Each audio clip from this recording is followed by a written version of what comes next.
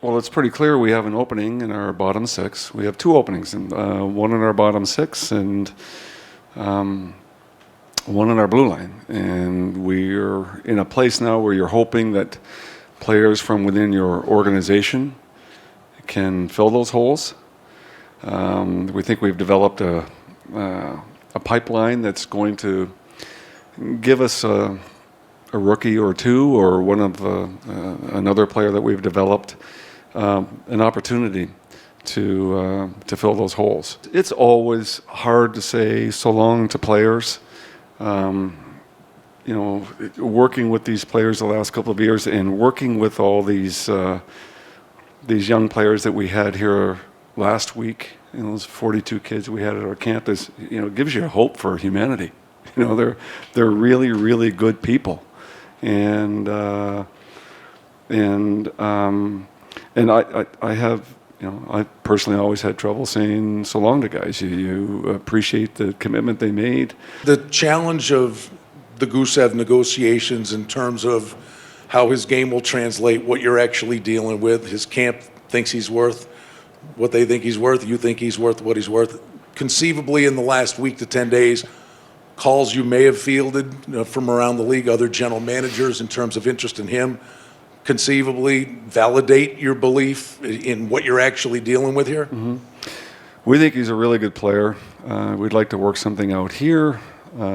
If that doesn't work out, we'll look at options, but there's definitely interest in him. We've had people call us on him, and we'll see what develops. I can't tell you today what will develop, but we'll work on it. And you know, he's been very, very good on the international stage. He wants to play in the NHL. He worked hard to get over here, and you know, we're going to accommodate him one way or another, either here or with another club.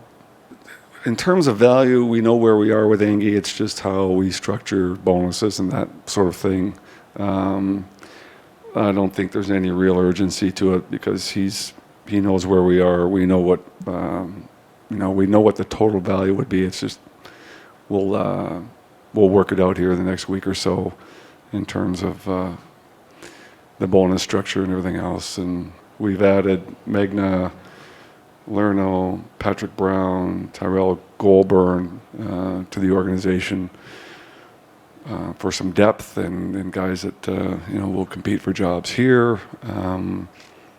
And we've got Peary and Nosek done, and Engie will be done. And as I mentioned the other day, we're pretty clear on who we thought we'd have back and who would move along.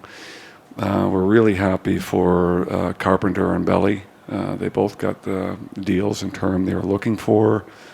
Had Ryan Carpenter in here last week, and we sat and talked, and he was really grateful for what transpired. We took him off of waivers, and he improved as a player. He's a better player now than he was 2 years ago.